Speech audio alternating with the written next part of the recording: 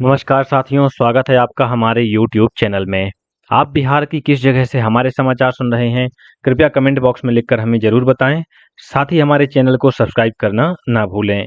पटना से प्रस्तुत हैं बिहार के प्रादेशिक समाचार। समाचारों के साथ मैं विपिन शुक्ला। पहले मुख्य समाचार। राष्ट्रीय जनतांत्रिक गठबंधन एनडीए सरकार के 11 वर्ष पूरे होने पर प्रधानमंत्री नरेंद्र मोदी ने कहा, सरकार ने देश की प्रगति में महिलाओं की निर्णायक भूमिका तय की। लोक जनशक्ति पार्टी रामविलास के प्रमुख और केंद्रीय मंत्री चिराग पासवान ने आरा से चुनावी अभियान की शुरुआत की। कहा, वे बिहार को विकसित राज्य बनाने के लिए राजनीति कर रहे हैं। चुनाव आयोग की आलोचना करने पर कांग्रेस नेता राहुल गांधी पर भाजपा सहित विभिन्न दलों ने संवैधानिक संस्था के अपमान का आरोप लगाया और ऑपरेशन सिंदूर के दौरान शहीद सेना के जवान सुनील कुमार यादव का पूरे सम्मान के साथ बक्सर में अंतिम संस्कार किया गया। अब समाचार विस्तार से। प्रधानमंत्री नरेंद्र मोदी ने कहा है कि भारत को विकसित बनाने में नारी शक्ति की परिवर्तनकारी भूमिका होगी और इसलिए सरकार पिछले 11 वर्षों से महिलाओं के नेतृत्व पर अधिक ध्यान दे रही है। राष्ट्रीय जनतांत्रिक गठबंधन एनडीए सरकार के 11 वर्ष पूरे होने पर एक सोशल मीडिया पोस्ट में प्रधानमंत्री ने कहा कि एनडीए सरकार ने विकास में महिलाओं की सशक्त भूमिका के लिए कई महत्वपूर्ण पहलें की हैं। इनमें स्वच्छ भारत अभियान, जन धन खातों के जरिए वित्तीय समावेशन और जमीनी स्तर पर महिलाओं का सशक्तिकरण करना शामिल है। श्री मोदी ने कहा कि उज्ज्वला योजना से घरों को धुआं मुक्त बनाने में मदद मिली है। प्रधानमंत्री ने कहा कि मुद्रा ऋण से लाखों महिलाओं के लिए उद्यमी बनने का सपना पूरा हुआ है।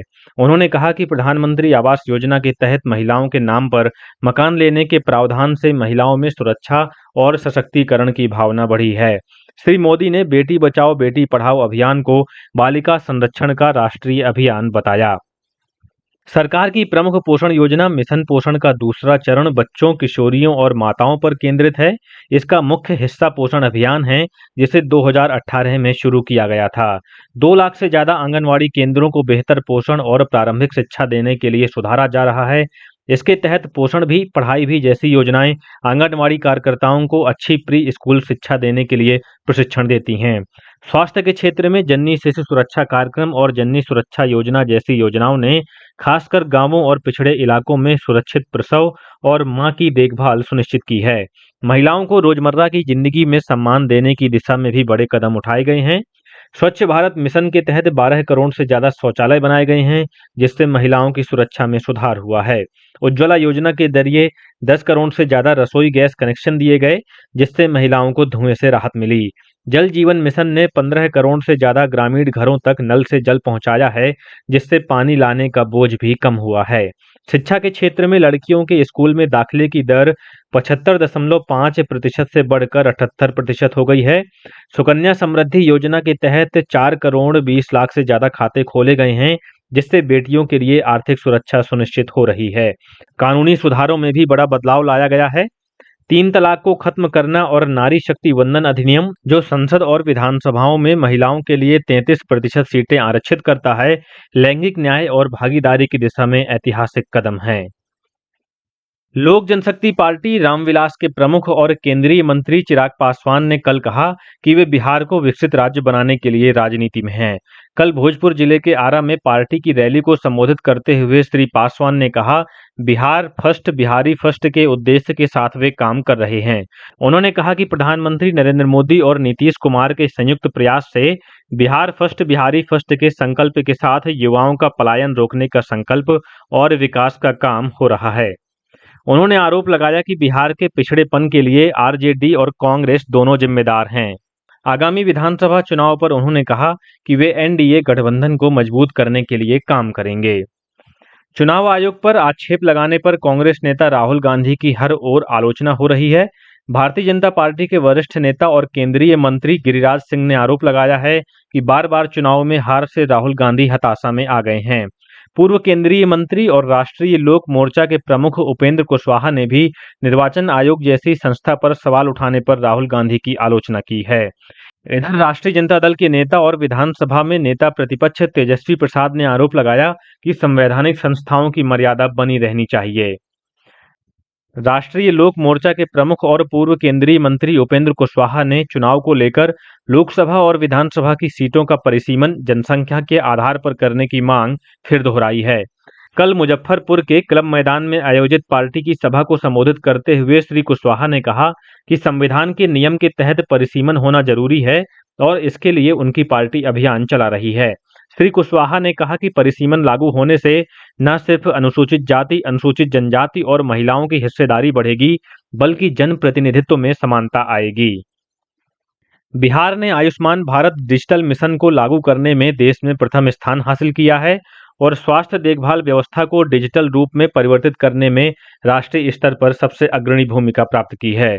सरकारी स्वास्थ्य सुविधा केंद्रों में ऑनलाइन ओपीडी पंजीकरण 92% और रोगी सेवा के लिए क्यूआर कोड स्कैन करने में सर्वाधिक उच्च स्थान हासिल करने से बिहार ने कुशल और पहुंच वाली जन स्वास्थ्य सेवा उपलब्ध कराकर एक नया कीर्तिमान बनाया है। बिहार का कमान और नियंत्रण केंद्र राजधानी पटना में स्थित है और इस बदलाव में ये महत्वपूर्ण भूमिका निभा रहा है। कमान केंद्र में सभी जिला अस्पतालों और स्वास्थ्य केंद्रों की वास्तविक समय में निगरानी की जाती है। राज्य स्वास्थ्य समिति के प्रशासनिक अधिकारी राजेश कुमार ने बताया कि ये केंद्र समन्वयक के तौर पर काम कर रहा है। उन्होंने बताया कि भविष्य में इस केंद्र से 25,000 अस्पताल जोड़े जाएंगे। ऑपरेशन सिंदूर के दौरान शहीद सेना के जवान सुनील कुमार यादव का कल पूरे सैन्य सम्मान के साथ बक्सर में उनके पैतृक गांव नरबतपुर में अंतिम संस्कार किया गया। नरबतपुर गांव में उन्हें अंतिम विदाई देने से पहले तिरंगा यात्रा निकाली गई, जिसमें बड़ी संख्या में स्थानीय लोग शामिल हुए। सुनील कुमार यादव का पार्थिव शरीर जम्मू कश्मीर के ऊधमपुर से पटना लाया गया था। उप मुख्यमंत्री सम्राट चौधरी सहित कई गणमान्य लोगों ने रात में एयरपोर्ट पर दिवंगत जवान के पार्थिव शरीर को श्रद्धांजलि अर्पित की थी। सहकारिता मंत्री प्रेम कुमार ने कल बेगूसराय के 4 प्रखंडों बछवाड़ा, तेघड़ा, मटिहानी और वीरपुर प्रखंड में 1 करोड़ 14 लाख रुपए की लागत से बनने वाले 4 कोल्ड स्टोरेज का शिलान्यास किया। इस अवसर पर संवाददाताओं से बातचीत में श्री कुमार ने कहा कि जिले के सभी किसानों को किसान क्रेडिट कार्ड से ऋण उपलब्ध कराए जा रहे हैं। मुख्यमंत्री नीतीश कुमार ने कल गांधी सेतु के समानांतर गंगा नदी पर बनाए जा रहे 14.5 किलोमीटर लंबे 4 लेन पुल निर्माण कार्य का निरीक्षण किया। मुख्यमंत्री ने हाजीपुर के सैफपुर में पाया नंबर 9 के पास रुककर अधिकारियों से निर्माण कार्य के बारे में विस्तृत जानकारी ली। इस अवसर पर जल संसाधन मंत्री विजय कुमार चौधरी सहित निर्माण कार्य से जुड़े अधिकारी उपस्थित थे। और अब पेश है मौसम का हाल। राजधानी पटना सहित प्रदेश के अधिकांश हिस्सों का मौसम शुष्क बना हुआ है। मौसम विभाग से प्राप्त जानकारी के अनुसार पिछले 24 घंटों के दौरान रोहतास के डेहरी में सर्वाधिक तापमान 40 डिग्री सेल्सियस रिकॉर्ड किया गया। वहीं 10 से अधिक जिलों का अधिकतम तापमान 38 डिग्री सेल्सियस के ऊपर रहा। विभाग ने अगले 2 से 3 दिनों के दौरान अधिकतम तापमान में 2 से 4 डिग्री सेल्सियस की वृद्धि होने की संभावना जताई है।